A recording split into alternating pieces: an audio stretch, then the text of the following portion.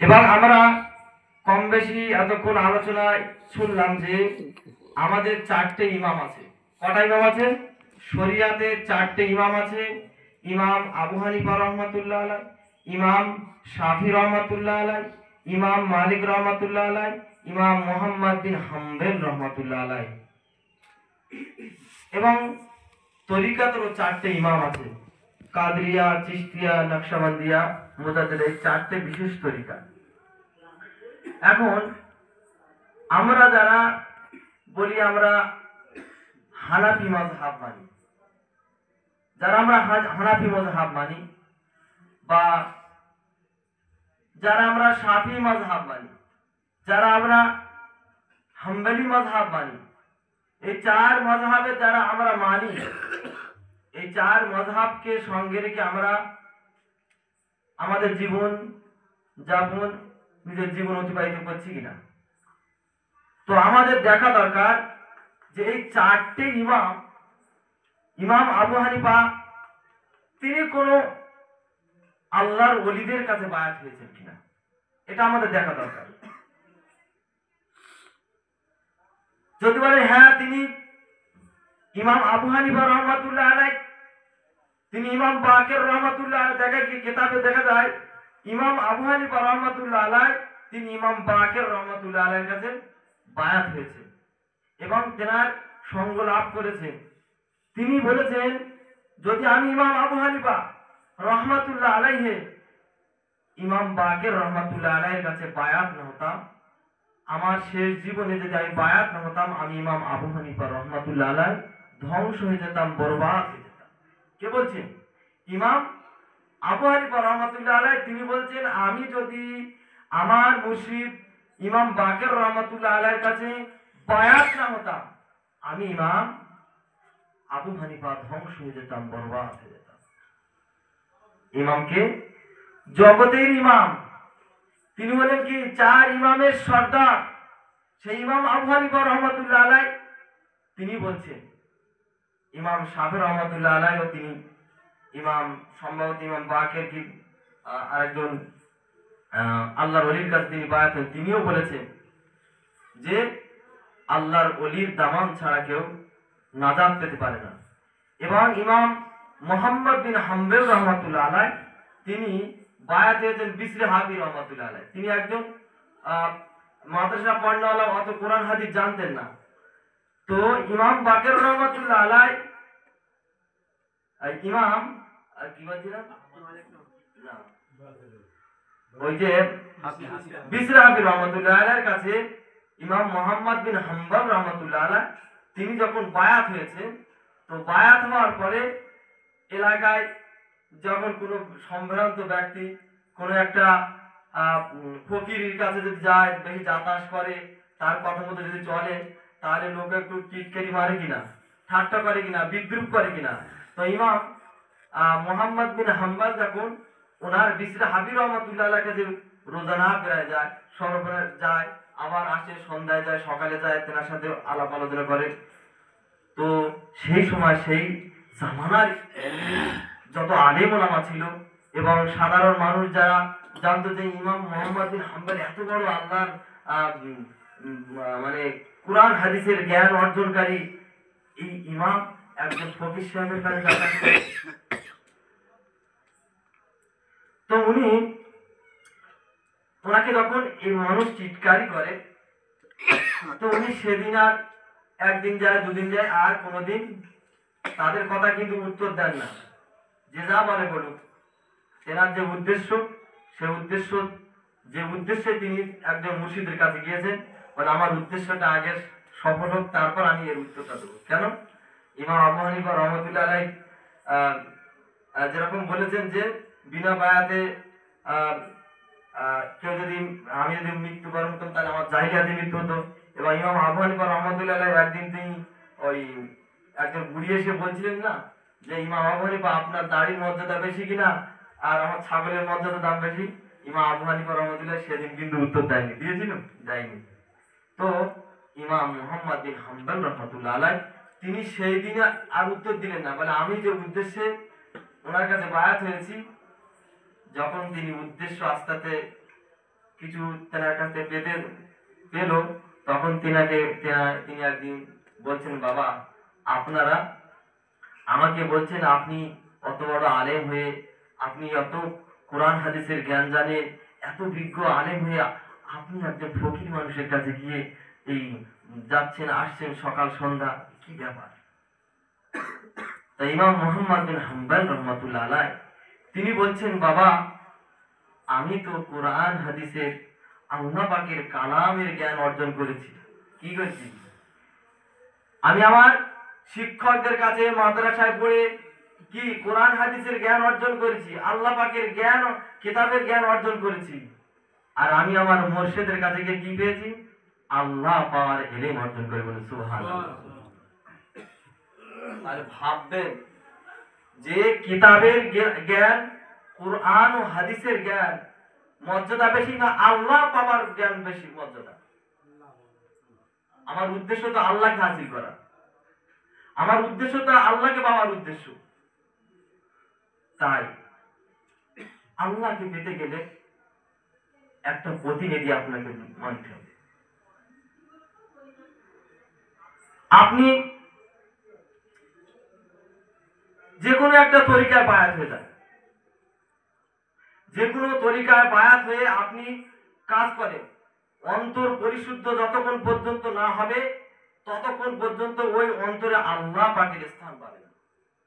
হুজুর পাক সাল্লাল্লাহু আলাইহি ওয়াসাল্লাম বলেন, ইন্না ফিল জাসাদি মুযগা ইযা সালুহাত সালুহাল জাসাদু কুল্লু ওয়া ইযা ফাসাদাত ফাসাদাল জাসাদু কুল্লু আলা ওয়াহিয়াল কলব। প্রত্যেক মানুষের শরীরে একটা গোশতের টুকরা আছে। কে বলেন? হুজুর পাক সাল্লাল্লাহু আলাইহি ওয়াসাল্লাম। আর ওই গোশতের টুকরা যার পবিত্র হবে, পুত এবং পবিত্র হবে, তার গোটা দেহটা পবিত্র হবে, তার গোটা দেহটা পবিত্র হবে। আর ওই গোশতের টুকরাটা যার অপবিত্র হবে, অপরিচ্ছন্ন হবে, আল্লাহর রাসূল বলছেন সেই মানুষটার গোটা দেহটা অপবিত্র। আজকের আমরা গবেষণা করি বা আমরা নিজেরা বিবেক দিয়ে বলি, আজকে আমরা কোরআন পড়ছি, আজকে আমরা অনেক কিছু করছি, কিন্তু দেখা গিয়ে সেই কোরআন পড়ার পরে, কোরআন শরীফ পড়ার পরে আমার ভিতরে কোনো প্রতিক্রিয়া দেখা দিচ্ছে না। কি দেখা? আমাদের ভিতরে কোনো রকম পরিবর্তন দেখা দিচ্ছে না। কি দেখা দিচ্ছে না? পরিবর্তন। যে অন্তরে আল্লাহ পাকের স্থান, এই আল্লাহ পাকের কালাম পাক আমাদের দিনের ভিতরে প্রবেশ করবে কি করে? আমি তো ওটাকে কি করেছি? ময়লা করে রেখেছি। ওই জন্য আল্লাহ রাসূল সাল্লাল্লাহু আলাইহি ওয়াসাল্লাম বলছেন, ওই সেই বস্তুটা হলো তোমার অন্তর, তোমার কলব। এই কলবটাকে যতক্ষণ পর্যন্ত পরিষ্কার পরিচ্ছন্ন না হচ্ছে ততক্ষণ পর্যন্ত আল্লাহ পাকের কাছে আমার ইবাদত, আমার কালিমা, আমার জিকির গৃহীত হবে না। এরা ভাববেন। দেওবন্দের একজন আলেম ছিলেন, তার নাম রশিদ আহমেদ গাঙ্গুই। তো তিনি হাজী ইমদাদুল্লাহ মাহজাবী মাক্কি রহমাতুল্লাহ আলাইহির কাছে বায়াত হয়েছিলেন। তো উনিও এরকম খুব বড় আলেম ছিলেন। উনি যখন কোনো কিতাব দেখতেন, বলা আছে একটা কিতাব তিনি যখন দেখতেন 40 দিন পর্যন্ত ওই কিতাব শুধু চোখ বুলিয়ে যাবে, আর ওই দ্বিতীয়বার দেখার প্রয়োজন হতো না। এত বড় দিমাগ শক্তি দিয়েছিল। তো আনোয়ার শাহ কি বল নাম বলেন, রশিদ আহমেদ গাঙ্গুহি। তো রশিদ আহমেদ গাঙ্গুহি তিনি হাজী ইমদাদুল্লাহ মাহজাবী মাক্কি রহমাতুল্লাহ আলাইহির কাছে বায়াত হয়েছেন। ওনাকে জিজ্ঞাসা করছেন, আপনি একজন সাধারণ মানুষ, উনি তো আলেম নন, ওনার কাছে গিয়ে আপনি কেন যাতায়াত করছেন, ওনার কাছে কেন হাতে হাত দিয়ে বায়াত হয়েছেন? উনি বলছেন, দেখো আমার এই কাপড়টায়, আমি যে পোশাক পরে আছি, এই পোশাকটা নাপাক হয়ে গেলে, অপবিত্র হয়ে গেলে এই পোশাক কিভাবে পবিত্র করতে হয় তার জন্য হচ্ছে গিয়ে শরীয়তের একটা মাসলা আছে কিনা? আছে। কিংবা দেখা গিয়ে সার্ফ কিংবা সাবান দিয়ে, কোনো মেডিসিন দিয়ে আমার এই পোশাকে বা আমার কোনো শরীরের জায়গায় কোনো জায়গায় নাপা লেগে গেছে, ধুয়ে মুছে পরিষ্কার করা যায়, পবিত্র করা যায়। কিন্তু আমি যে দৈনন্দিন গুনাহ করি, আমার দ্বারা চোখের জেনা হয়, আমার দ্বারা চোখের গুনাহ হয়, আমার দ্বারা মুখের গুনাহ হয়, আমার হাতের দ্বারা গুনাহ হয়, আমার পায়ের দ্বারা গুনাহ হয়, এই গুনাহটা যখন করি আমার কলবে কি করে ময়লা পড়ে? কোথায় ময়লা পড়ে? আমার কলবে ময়লা পড়ে। তো আমার সার্ফ দিয়ে, সাবান দিয়ে, দুনিয়ার পানি দিয়ে আমার থেকে শরীরে পরিষ্কার করছি, কিন্তু আমার শরীরের ভিতরে যে আসল জায়গা আছে, যে জায়গায় আল্লাহ পাকের স্থান, সেই জায়গাটা যদি আমার অপবিত্র থাকে, তাহলে আমার এই ইবাদত বা আমার এই ওই অপবিত্র জায়গাটাকে আমি কিভাবে পরিষ্কার করব? আপনারা বলেন। আমার এই অন্তরটাকে পরিষ্কার পরিচ্ছন্ন করব কিভাবে? আপনারা সকলে জানেন, আমরা যখন আমাদের এই এলাকায় যখন এই বিদ্যুৎ ছিল না, তখন আমরা কি করতাম? ছোটবেলা আমরা যখন মাদ্রাসায় পড়েছি, দেখতাম লণ্ঠন কিংবা হারিকেন জ্বালিয়ে আমরা কি করতাম? পড়াশোনা করতাম। এখন বাড়ির মায়েরা এসে বলতো, তার বাচ্চাদেরকে বলতো, বাচ্চা তোমরা থেকে সন্ধ্যাবেলা বই পড়তে বলবে, হারকেনটা কি করো, হারকেনের কাছে যে কালি পড়েছে ওই কালিটা পরিষ্কার করে নাও। কালিটা পরিষ্কার করে নিলে কি হবে? পুনরায় তোমার পড়ার যে উদ্দেশ্য, তুমি আছে ওই হারকেনটা জ্বালাচ্ছ, ওই হারকেনের থেকে তুমি উপকৃত হবে। দেখা গিয়েছে এইভাবে আমরা পরিষ্কার করে হারকেনে পড়াশোনা করেছি, লণ্ঠনে পড়াশোনা করেছি। তাই তো বাবাজিরা, আপনারা যারা বয়স্ক আছেন আমার থেকে আরো বেশি অভিজ্ঞতা, তো এইভাবে আমরা পড়াশোনা করেছি। এখন যদি ওই হারকেনের যে কাছে 2-3 দিন ধরে জ্বলে জ্বলে যে ময়লা পড়ে গিয়েছে, ওই কাঁচ যদি অপরিষ্কার থাকে, ওইভাবে কালো হয়ে থাকে, তাহলে ওই কাঁচ বা ওই হারকেনের দ্বারা কি আমি আপনি উপকার পেতে পারবো? যে আমি কোনো লেখা ওয়ার্ড দেখতে পাবো? কিছুই দেখতে পাবো না। তাহলে আমারও কি হবে? হারকেনের তেল পড়ানোটা বেকার হয়ে যাবে। তেমনি ভাবে আমাদের কি হচ্ছে? আমাদের অন্তরে রোগ ব্যাধি, আল্লাহ পাক কোরআন পাকের মধ্যে বলছেন ওদের অন্তরে রোগ ধরে আছে। কি আছে? অন্তরে রোগ ধরে আছে। আর এই অন্তর নিয়ে আল্লাহ পাকের বিচার। কেন? দেখেন অন্তরের সাথে কতটা আল্লাহ পাকের।